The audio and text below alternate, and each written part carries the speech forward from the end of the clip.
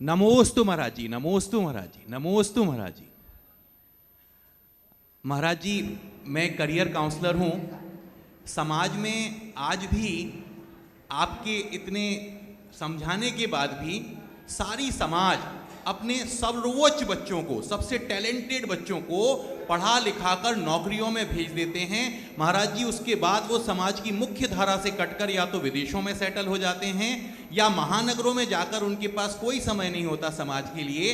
ऐसे क्या महाराज जी करना चाहिए ताकि समाज को ये समझ में आए कि हमारे बच्चे यदि बिजनेस में आगे बढ़ेंगे, जो हमारे टैलेंटेड बच्चे हैं, या IAS IPS बनेंगे तो शायद समाज का ज़्यादा भला कर पाए। बहुत ही अच्छी बात आपने कही है और इस बात पर हम लोग अक्सर चर्चा करते हैं। हम तो हमेशा कहते हैं हमें जॉब करना नहीं है, जॉब देना है। हम लोगों को जॉब प्रदान करें, जॉब क्रिएटर बने, जॉब सीकर ना बने।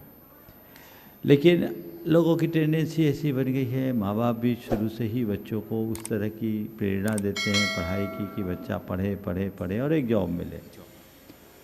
मेरे विचार से हमें इसके पहले माँ बाप की काउंसलिंग करनी चाहिए। सबसे पहले माँ बाप का माइंडसेट जब हम ठीक करें तब फिर बच्चों के ऊपर आना चाहिए। और बच्चों को 8वीं 9वीं क्लास में ही काउंसलिंग की ज़रूरत है।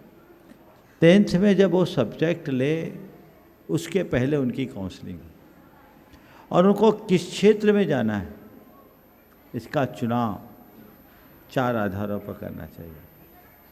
पहला, पारिवारिक पृष्ठभूमि, उसका बैकग्राउंड कैसा है, कितना अफोर्ड कर सकता है।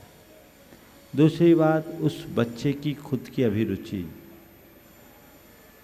तीसरी बात, आने वाली संभावनाएं। और चौथी बात, उपलब्ध रिसोर्स।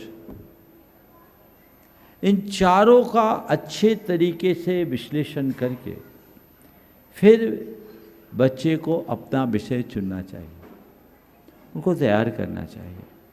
और एक अदद नौकरी कभी भी अपना लक्ष्य नहीं होना चाहिए। नौकरी के लक्ष्य से मुक्त होकर के आगे बढ़े तो धर्म, समाज और संस्कृति के लिए भी कुछ कर पाएंगे और खुद के लिए भी कुछ कर पाएंगे। और आज के दौर में तो मैं और बता रहा हूँ, टेक्नोलॉजी इतनी स्ट्रांग हो गई है कि नौकरी वालों के ऊपर तो हमेशा तलवार लटकी रहती। कल कहीं के नहीं रहोगे। लेकिन एक बात मैं कहूँगा, तकनीक बहुत कुछ कर सकती है लेकिन कला को नहीं जीत सकती।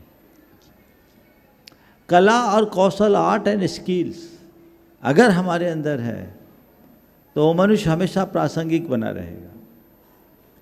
आज हर माँ बाप को चाहिए कि बच्चों के मन में ये बात बिठाए और उन्हें कला और कौशल के क्षेत्र में आगे बढ़ने के लिए प्रेरित करे। यदि ये चीज़ें उनके जीवन में जुड़ जाती हैं तो वो उनके जीवन की एक अलग उपलब्धि होती है, उससे उनके जीवन में एक अलग प्रकार की अनुभूति भी प्रकट हो सकती है। इसके लिए प्रयास करना चाहिए। नमोस्तु महाराज, नमोस्तु।